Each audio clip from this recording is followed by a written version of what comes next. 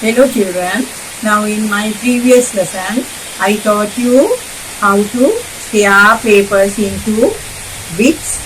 Here some bits and strips, tearing bits, tearing strips, and now I am going to teach you how to cut using scissor, how to cut paper. Now here this is how you must cut paper. There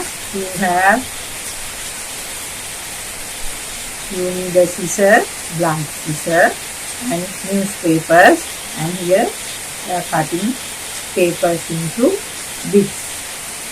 Here you have very small tiny fingers, so it will be hard for you to cut, not like this.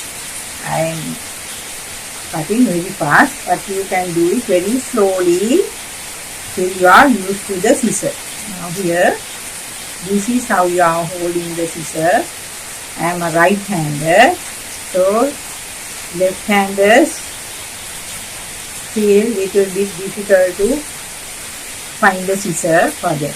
Okay, left-handers have to find a different scissor, and I am a right-hander. I am using this right hand to use the scissor. Here, cutting papers into bits. Right? Now, like earlier, don't put it everywhere. Collect all what you are cutting. Keep it on the table. Right? Now here, I am cutting these papers into strips. This you can improve your hand control and muscles, finger muscles, good control to write. Before writing, you must improve your hand control. So here cutting strips, right? Then after cutting these papers, we can make a nice duster. Then your mother can use it to dust the chairs, your toys, and everything. You can use that duster to do the housework. Right? It will be very helpful for you to make a duster and give up. Right? Here. Right. Okay, now you can cut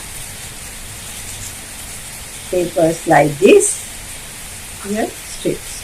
Earlier we tore the papers, now we cut papers and we will collect it, and we can make a small duster later. Right?